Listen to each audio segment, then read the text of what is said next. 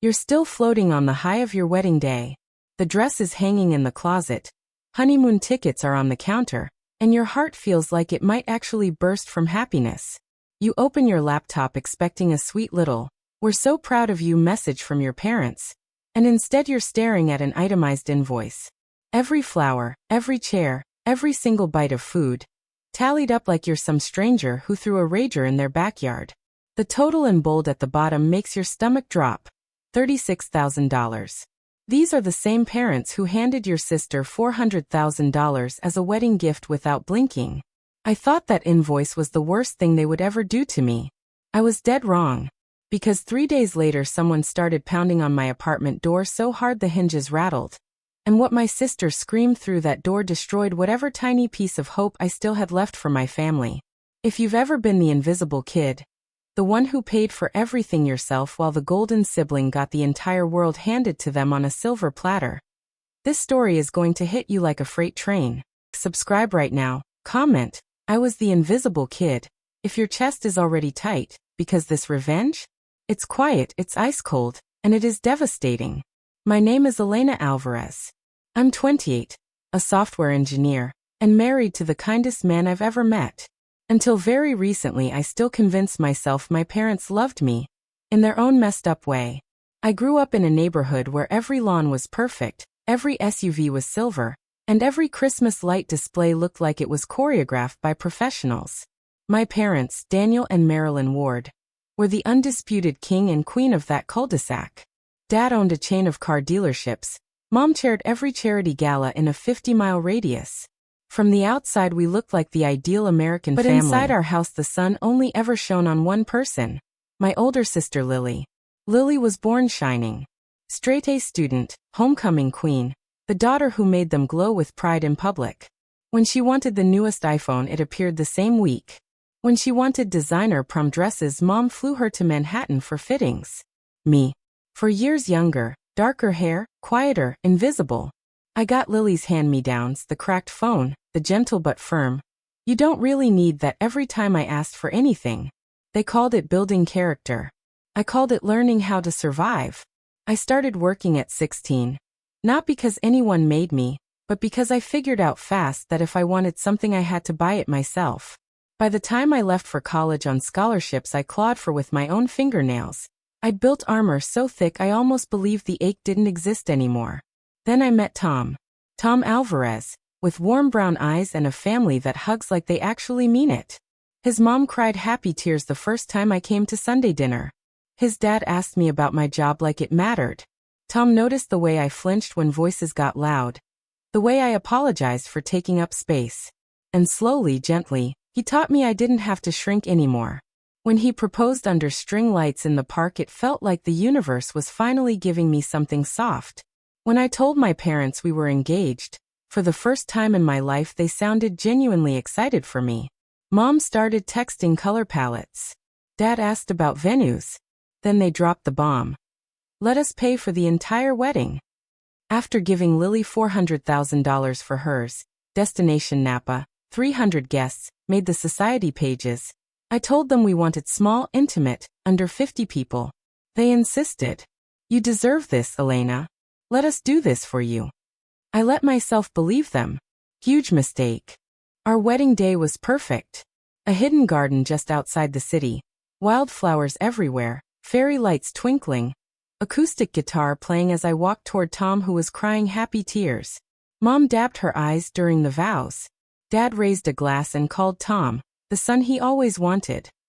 I went to bed that night thinking maybe, just maybe, the scales had finally tipped in my direction. 2 mornings later I opened my laptop for what I thought would be a cute photo from Mom. Subject line, wedding payments, final balance. I clicked, and the world tilted sideways. Page after page of itemized charges.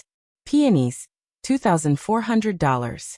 Farm tables, $1,800.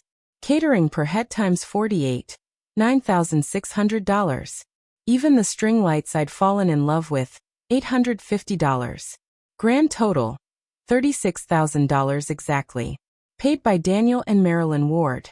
Owed by Elena Ward Alvarez. I just stared. Couldn't move. Couldn't blink. Tom walked in with coffee, saw my face, looked at the screen and whispered, "Elena, what the hell is this?" My phone buzzed. Text from Mom. "Hope you received the invoice. Please settle by end of month. Responsible adults pay their own way. Love you." With a smiley emoji. Love you. With a smiley emoji. That night I didn't sleep. Every memory came roaring back in perfect, painful clarity. Lily's Sweet 16 with the live band while mine was pizza with 3 friends.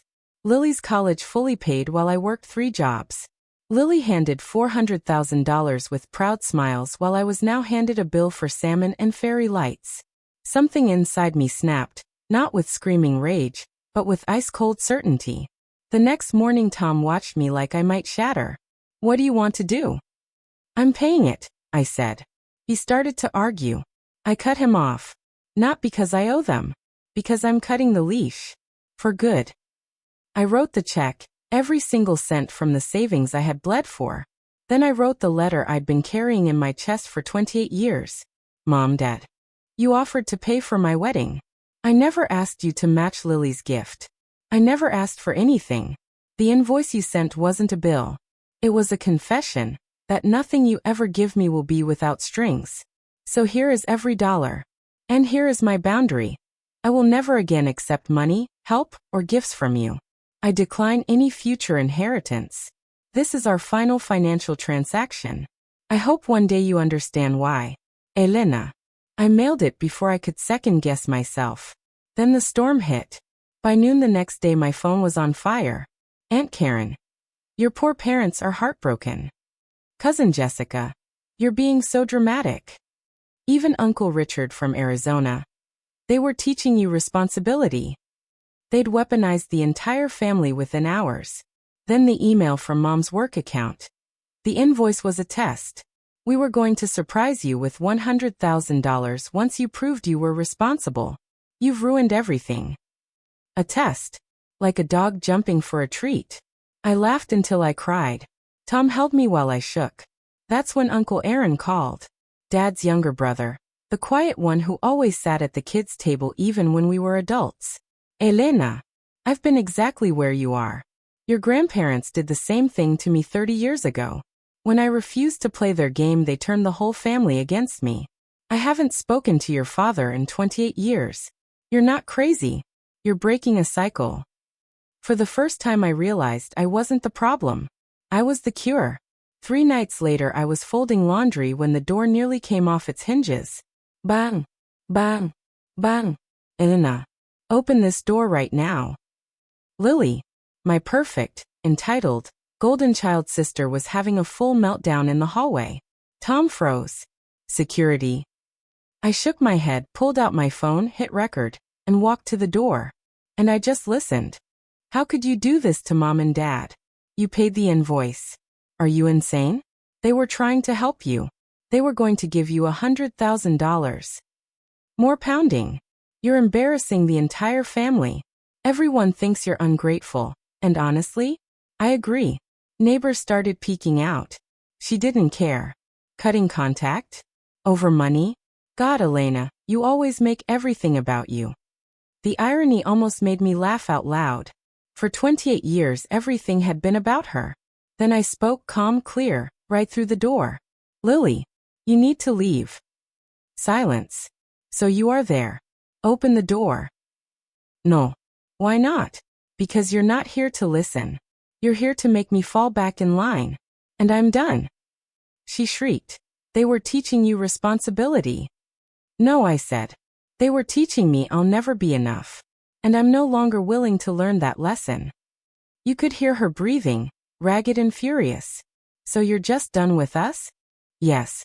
Until something actually changes." A choked half-sob. "Fine. Throw your family away. Don't come crawling back."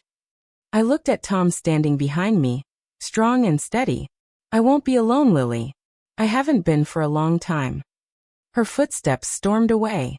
A door slammed near the elevator. And for the first time in my entire life the silence felt like freedom. Dad called 2 days later, voice small and broken. "Elena, can we talk? Just talk." I met him at a cafe by the river. He looked 20 years older. He slid my check across the table. We don't want this. I slid it right back. I don't want anything from you anymore. He opened his mouth, and nothing came out. For the first time ever, my father had no script. It's been 14 months now. My parents haven't reached out once.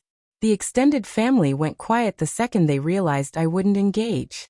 Lily unfollowed me on everything, then quietly deleted half her wedding photos when people started asking questions in the comments. Tom's family calls me daughter without hesitation. We spent last Christmas with them, real laughter, no scorekeeping. Someone actually saved me the last slice of pie. Some days the little girl in me still aches, but I'm not in chains anymore.